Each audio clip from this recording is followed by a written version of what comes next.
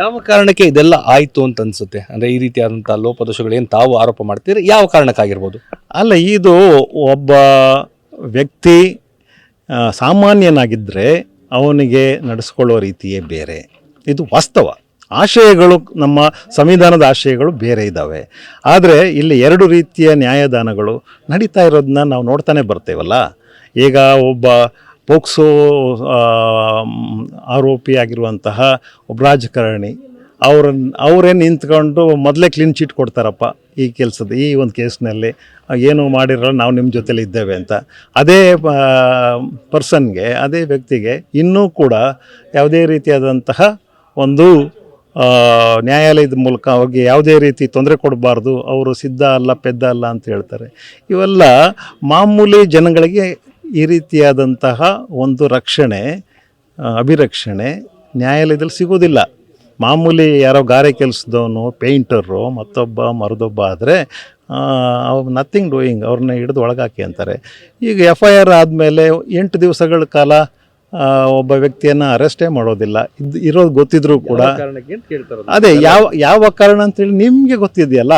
ಈಗ ಒಂದು ನಮ್ಮ ದೇಶ ಬಹುತ್ವದ ದೇಶ, ಪ್ರಜಾಪ್ರಭುತ್ವ ದೇಶ, ಇಲ್ಲಿ ಎಲ್ಲರೂ ಸಮಾನರು ಅಂತಂದರೂ ಕೂಡ ಎಲ್ಲರೂ ಸಮಾನರಲ್ಲ ಅನ್ನುವಂಥದ್ದನ್ನು ನಮ್ಮ ಎಕ್ಸಿಕ್ಯೂಷನ್, ಯಾವುದು ಕಾನ್ಸ್ಟಿಟ್ಯೂಷನಲ್ ಎಕ್ಸಿಕ್ಯೂಷನ್ ಹೇಳ್ತಾ ಬರ್ತಾ ಇದೆ, ಅದನ್ನು ನಾವು ನೋಡ್ತಾನೆ ಬರ್ತಾ ಇದ್ದೇವೆ. ಹಾಗಾಗಿ ಇಲ್ಲಿ ಹಣ, ಧರ್ಮ, ಜಾತಿ, ರಾಜಕೀಯ ಇವೆಲ್ಲವೂ ಆಳುತ್ತೆ, ನ್ಯಾಯವನ್ನು ಆಳಕ್ಕೆ ನೋಡುತ್ತೆ. ಎಲ್ಲೋ ಒಂದೊಂದು ಅಪರೂಪಕ್ಕೆ ಕೆಲವೊಂದು ಕೇಸ್ಗಳಲ್ಲಿ ನ್ಯಾಯವು ನಮ್ಗೆ ಸಿಗುವಂಥದ್ದು. ಇದು ಪ್ರಾಮಾಣಿಕವಾಗಿ ನಾನು ಹೇಳ್ತಾ ಇರುವಂಥದ್ದು. ನಾವು ನ್ಯಾಯದ ಹಿಂದೆ ಓಡಬೇಕಾಗಿದೆ. ಅಂದರೆ ಮರುಗಾಡಿನಲ್ಲಿ ಓಯಸಿಸ್ ಹುಡುಕ್ತಾ ಓಡ್ದಂಗೆ. ಅಂದರೆ ಓಯಸಿಸ್ ಸಿಗುತ್ತೆ, ಇಲ್ಲವೇ ಇಲ್ಲ, ನೀರಿಲ್ಲ ಅಂತ ಹೇಳಕ್ಕೆ ಬರೋದಿಲ್ಲ, ಹುಡುಕಬೇಕು. ಅಂಥ ದುಸ್ಥಿತಿಯಲ್ಲಿ ನಾವು ಓಡ್ತಾ ಇದ್ದೇವೆ. ಮಕ್ಕಳಿಗೆ ಇವತ್ತು ತುಂಬ ತೊಂದರೆ ಆಗ್ತಾಯಿದೆ. ಮಕ್ಕಳನ್ನು ನೋಡೋರು ಯಾರು? ನಾನು ಸರ್ಕಾರದವ್ರು ಬಂದು ನೋಡಲಿ, ಮಕ್ಕಳನ್ನು ಮಾತಾಡಿಸ್ಲಿ, ಯಾರಾದರೂ ಆಗಲಿ, ನ್ಯಾಯಾಧೀಶರು ಬಂದ ಮಕ್ಕಳನ್ನ ಮಾತಾಡಿಸಿ ಅವ್ರಿಗೆ ಉತ್ತರಿಸುವವರು ಯಾರು? ಆ ಮಕ್ಕಳ ಮನಸ್ಸು ಹದಗೆಟ್ಟೋಗಿದೆ. ಅವರಿಗೆ ಆ ಒಂದು ಏನು ಲೈಂಗಿಕ ಶೋಷಣೆ ಆಗುವಂಥದ್ದೇ ತುಂಬ ದೊಡ್ಡ ಆಘಾತ.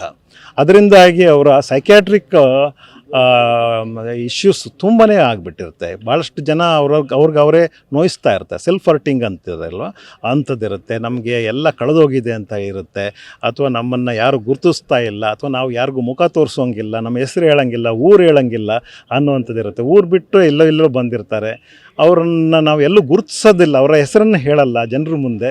ಒಂದು ಸೆಲ್ಫ್ ಐಡೆಂಟಿಟಿನೇ ಇರೋದಿಲ್ಲ. ಇಲ್ಲೆಲ್ಲೋ ಆರೋಪಿಗಳು ಆರಾಮಾಗಿ ಜಾಮೀನು ತೊಗೊಂಡು ಓಡಾಡಬೇಕಾದ್ರೇ ಅವರು ಹೆಂಗೆ ಓಡಾಡ್ತಾ ಇದ್ದಾರಲ್ಲ ಅಣ್ಣ, ನಾನೇನಣ್ಣ ಮಾಡಿದ್ದೆ ಅಂತ ಹೇಳ್ತಾರೆ. ಇಂಥದ್ದು ಸಾವಿರ ಇದೆ ಮಕ್ಕಳದು.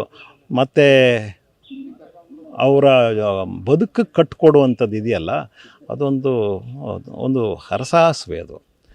ಮಕ್ಕಳನ್ನು ಮತ್ತೆ ನಿನಗೇನು ಆಗಿಲ್ಲ ಅಂತ ನಾನು ಹೇಳ್ಬೋದು, ಯಾಕಂದ್ರೆ ನನಗೇನು ಆಗಿಲ್ಲ.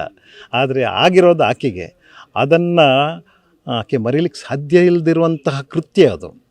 ಅವ್ರಿಗೆ ಏನು ಆನ್ಸರ್ ಕೊಡ್ತೀವಿ ನಾವು? We are all answerable. ನನಗೆ ಹೇಳ್ತಾ ಇದ್ದೀನಲ್ಲ, ಯಾರ್ಯಾರು ಆ ಮಕ್ಕಳ ಹಿತಾಸಕ್ತಿಗೆ ವಿರುದ್ಧವಾಗಿ, ಆತ್ಮಸಾಕ್ಷಿಗೆ ವಿರುದ್ಧವಾಗಿ ಇಲ್ಲಿ ನಡ್ಕೊಂಡಿದ್ದಾರೆ, they are all held responsible.